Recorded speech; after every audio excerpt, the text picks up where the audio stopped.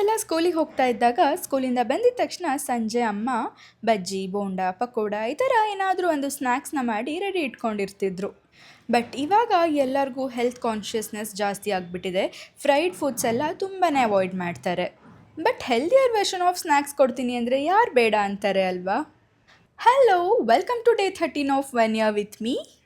Butter ಫ್ರೂಟಿಂದ ತುಂಬಾ ಒಳ್ಳೆ ಹೆಲ್ತ್ ಬೆನಿಫಿಟ್ಸ್ ಇದೆ ಅಂತ ಎಲ್ಲರಿಗೂ ಗೊತ್ತು. ಬಟ್ ಅದನ್ನು ಹಾಗೆ ಕನ್ಸ್ಯೂಮ್ ಮಾಡೋಕ್ಕೆ ತುಂಬ ಸಪ್ಪೆ ಇರುತ್ತೆ, ಸೊ ತುಂಬ ಜನಕ್ಕೆ ಇಷ್ಟ ಆಗಲ್ಲ. ಇದರ ಸಕ್ಕರೆ ಹಾಕ್ಕೊಂಡು ತಿನ್ನಬೇಕು ಅಥವಾ ಅದನ್ನು ಮಿಲ್ಕ್ ಶೇಕ್ ಮಾಡ್ಕೊಂಡು ಕುಡಿಬೇಕು. ಅದರಲ್ಲಿ ಶುಗರ್ ಹಾಕಬೇಕಲ್ಲ ಅಂತ ಎಷ್ಟೋ ಜನ ಅದನ್ನು ತಿನ್ನೋದು ಅವಾಯ್ಡ್ ಮಾಡ್ತಿರ್ತಾರೆ, ಅದರಲ್ಲಿ ನಾನು ಕೂಡ ಒಬ್ಳು. ಬಟ್ ಅದನ್ನು ಈ ಥರ ಕನ್ಸ್ಯೂಮ್ ಮಾಡಿದ್ರೆ ಒಂದು ಒಳ್ಳೆ ಸ್ನ್ಯಾಕ್ ಕೂಡ ಆಗುತ್ತೆ. ಬಟರ್ ಫ್ರೂಟ್ ನಾವು ಕನ್ಸ್ಯೂಮ್ ಮಾಡ್ದಂಗೂ ಆಗುತ್ತೆ. ಇದನ್ನು ಮಾಡುವಾಗ ಡೌಟಲ್ಲೇ ಮಾಡಿದೆ ಚೆನ್ನಾಗಿರುತ್ತೋ ಇಲ್ವೋ ಅಂತ. ಬಟ್ ಸೀರಿಯಸ್ಲಿ ನೀವು ನಂಬಲ್ಲ, ಸೂಪರ್ ಟೇಸ್ಟಿ ಆಗಿತ್ತು ಗೊತ್ತಾ. ಹೊರಗಡೆ ರೆಸ್ಟೋರೆಂಟ್ಸಲ್ಲೆಲ್ಲ ಸಿಗುತ್ತಲ್ಲ ಆ ಥರ ಸಕ್ಕದಾಗಿತ್ತು. ತುಂಬ ಡಿಫ್ರೆಂಟ್ ಟೇಸ್ಟ್ ಇತ್ತು ಆ್ಯಕ್ಚುಲಿ. ನಿಮ್ಮ ಮಕ್ಕಳಿಗೆ ಇದನ್ನು ಮಾಡಿಕೊಡಿ, ನಿಜವಾಗ್ಲೂ ತುಂಬ ಇಷ್ಟಪಡ್ತಾರೆ.